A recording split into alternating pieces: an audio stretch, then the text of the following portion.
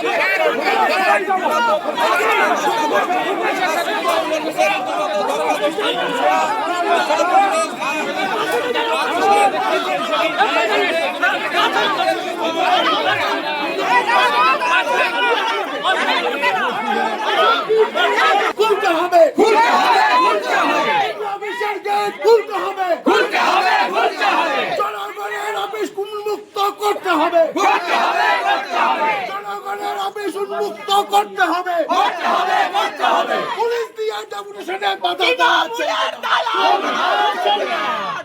তৃণমূলের দালালরা হুঁশিয়ার, তৃণমূলের দালালরা হুঁশিয়ার হবে না।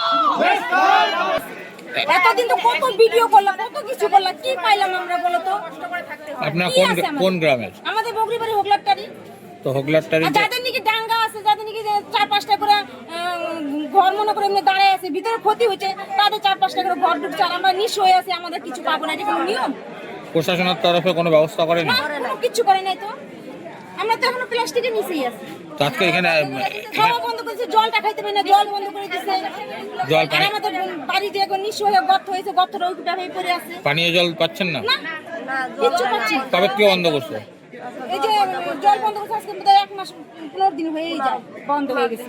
কোনো জল দিচ্ছে না সরকারি না, ভাবে? সরকারি মতো কোনো জল নাই। আজকে আপনারা কি দাবি নিয়ে আসছেন এখানে? আমরা নিয়ে আসি আমাদের গর্ত ভরে দেখ, আমাদের 1,20,000 টাকা আমাদের ঘর হবে না, আমাদের বাঁধ তৈরি করে দেখ, আমাদের জলের ব্যবস্থা করে দেখ, আমাদের রেশন ব্যবস্থা করে দেখ। আমরা কেউ আমরা চিনি না, আমাদের এখন কিভাবে বাঁচবো ওই পথ আমাদের দেখাই।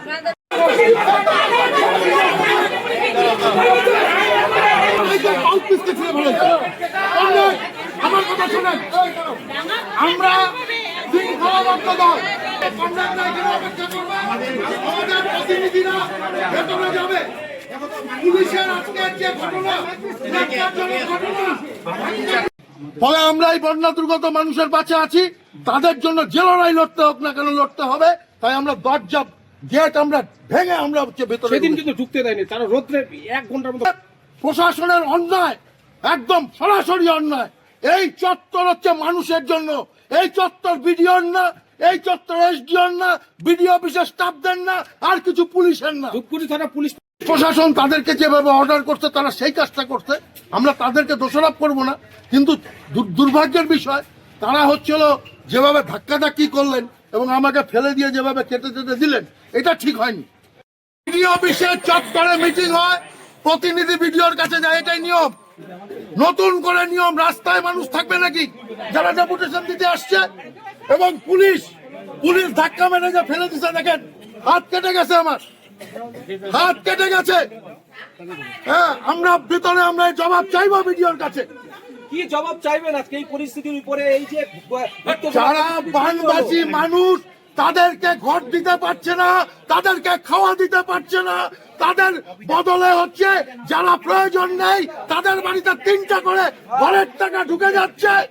আর ভিডিও এখানে বসে তাও মারছে, ভাগের টাকা গুনছে ভিডিও, ভাগের টাকা গুনছে। পত্র পেশ করছি, বন্যায় বাস্তুহারা মানুষের জলাভূমি ভরাট করে গৃহ নির্মাণ করে দিতে হবে।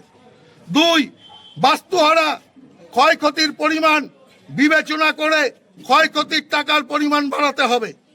বন্যায় ক্ষতিগ্রস্ত পরিবারে ঘরের টাকা বৈষম্য চলবে না, কাউকে 1,20,000, কাউকে 70,000 এটা দেওয়া চলবে না, সমহারে প্রদান করতে হবে।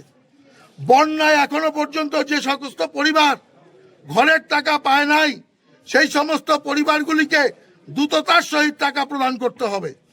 প্রকৃত বন্যা কবলিত এলাকার মানুষকে বঞ্চিত করে কার স্বার্থে বন্যা কবলিত নয় সেই পরিবারকে, এমনকি একই পরিবারে 2-3টি ঘরের টাকা দেওয়া হলো, তা সরজমিনে তদন্ত করে তার উপযুক্ত ব্যবস্থা গ্রহণ করতে হবে।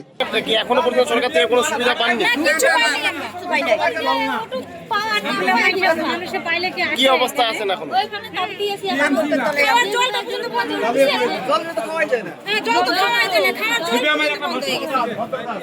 ঘরের টাকা ঢোকে নাই? ওই 1,20,000 দিয়ে আমাদের ঘর হয়। তা আপনাদের কি দাবি রয়েছে এখনো? আমাদের ওটুক টাকা কি হবে? কি দাবি আছে আপনাদের? গর্ত ভরে দিবে। গর্ত ভরে দিবে। গর্ত ভরে দিব। ঘরটা কোন করব? আর কি দাবি আছে আপনাদের?